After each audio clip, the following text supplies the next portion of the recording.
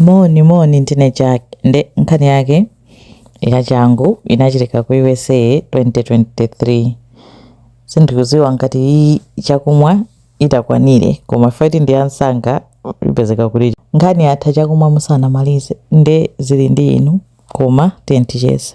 Sikana uyu dzina lake ndi Tyra Crosby. Mu chaka cha 2023 Tyra anali ndi zaka 25.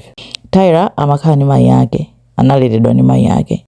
Khalidwe lake anali wovuta pang'ono, kuvuta ndewu, samachedwa yambana ndi anthu, pena apezeka kuti ali ndi chida kunena kuti ndi kumenya zoterozo. Nde ndoti amadziwika ndi apolisi ndithu kuti anammangapo, anamutsekera kangapo konse chifukwa cha kakhalidwe kake kovuta. Koma izo zinali mbali ina ya moyo wake. Anali ndi mayi ake bwinobwino, amakhala community ya kwawo, anthu amamudziwa. Nde tsiku lina mu June 2023 ananyamuka, anatsanzika nzake kunena ndikupita out, ndikupita ku club, funa ndikaone kuti mwina ndikhoza kukumana ndi munthu kumeneko. Nde Tyra ananyamuka anapita ku club, anavina kumene kuja, anasangalala. Imene nkhani ya Tyra. Mbali ina bambo uyu dzina lake ndi Albert anali ndi zaka 50. Albert anakumana ndi mzimayi uyu dzina lake Stephanie Alexander. Stephanie anali ndi zaka 51 ndipo anali ndi ana 5. Stephanie anapeza kuti anapanga chibwezi kenako anakwatirana. Linali banja Stephanie ndi Albert. Amakhala limodzi bwinobwino popanda vuto. Stephanie amagwira ntchito yake imakhala ma shift, amagwira ntchito usiku.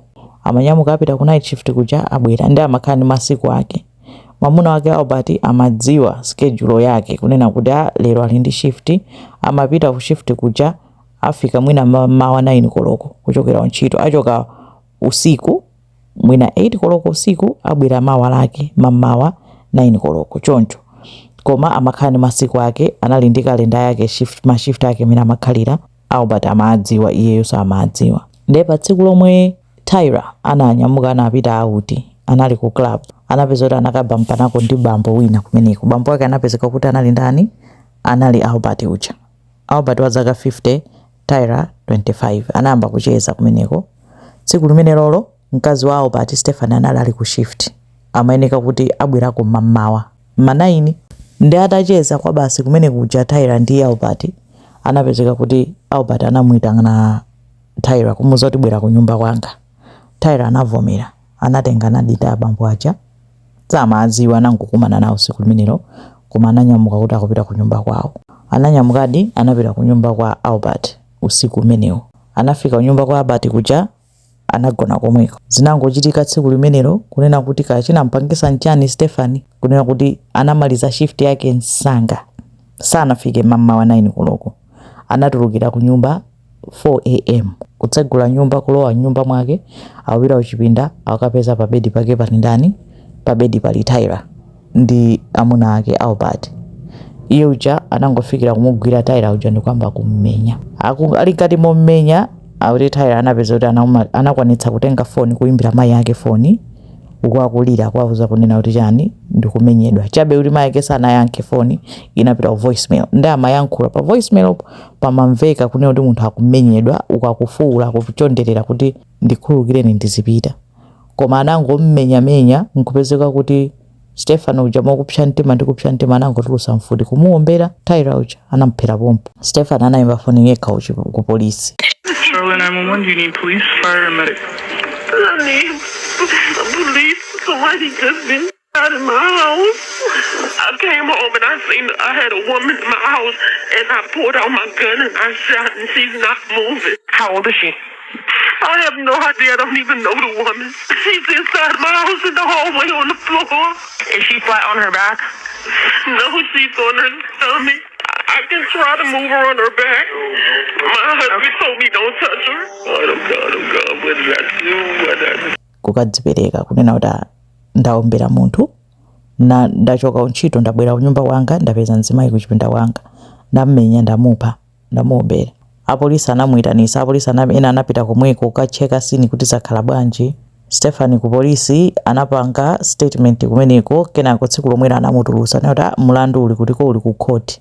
Anapanga charge ndi manslaughter. amayi ake a Tyra atamva anakwiya koopsa ndipo anayesa kupanga kampeni kunena kuti no anthu andiphera mwana wanga samamudziwa mzibamboyo, achita kupangana kumtenga ku club kupita naye ku nyumba kuti akamuphe.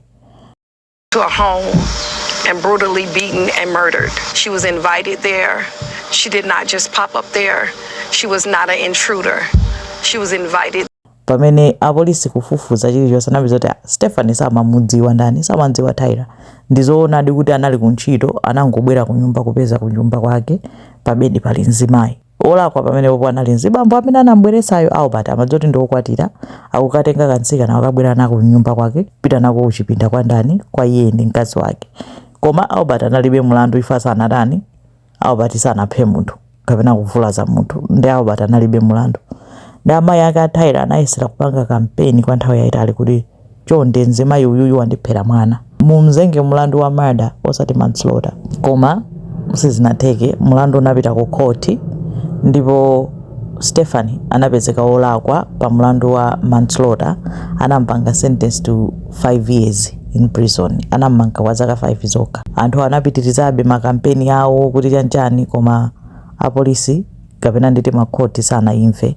Ndi anamanga 2023 pakamatha zaka 5 a Stephanie azakhala kuti akudani akutuluka. Zinayi nkhani zomvetsa isoni, inachuka kwambiri nkhaniyo mu 2023 kuti mtsikana anangochita decide zopita ku nyumba kwa bambo osamudziwa, akazake nkumutani nkumuombera.